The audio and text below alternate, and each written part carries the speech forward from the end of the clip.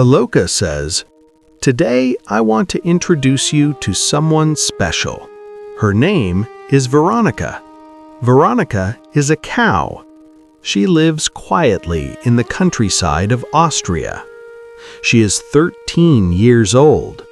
She does not speak, she does not write, she does not make videos, but she thinks, she observes, she chooses." Scientists discovered something remarkable about Veronica. She uses tools, not by accident, not by copying, but with purpose. When Veronica feels an itch she cannot reach, she picks up a tool. When she needs something soft, she uses the smooth stick. When she needs something firm, she uses the bristled end of a broom. Different tools, different body parts, different purposes. This means she understands function. She understands physical properties. She understands cause and effect. For a long time, humans believed only a few animals could do this, mostly chimpanzees, maybe a few birds. But Veronica quietly changed that story. Not with words, not with arguments, only with behavior. This makes scientists pause, but maybe it should make humans pause even more. Because Veronica is not trying to prove she is intelligent. She is not trying to impress anyone. She is simply being herself. And maybe that is the lesson. For thousands of years, cows have been used for labor, used for transport, used for food. Rarely asked, "Who are you? What do you feel? What do you know?" Perhaps the problem was never animal intelligence. Perhaps the problem was human attention.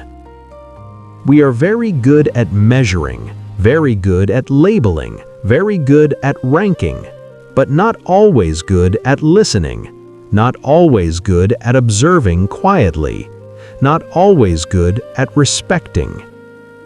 Veronica reminds us intelligence does not always look like speech. Awareness does not always look like math. Wisdom does not always look like books. Sometimes wisdom looks like a cow standing in a field, choosing the right tool for the right moment. Sometimes wisdom looks like a dog walking peacefully beside monks. Sometimes wisdom looks like a tree growing silently.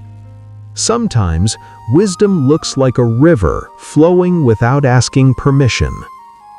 If animals can think, if animals can choose, if animals can solve problems, then maybe they deserve more than exploitation.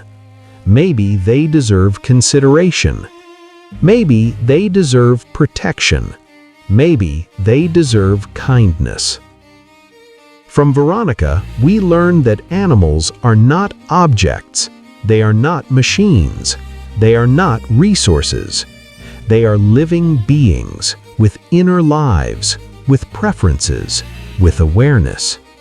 And when we learn to respect animals, we begin to respect Earth. When we respect Earth, we begin to respect ourselves, because we are not separate. We breathe the same air, we drink the same water, we walk on the same soil, we share the same fragile home. So, Aloka asks you gently, when you see an animal, can you pause? Can you soften your heart? Can you look again, not as owner, not as user, but as fellow traveler?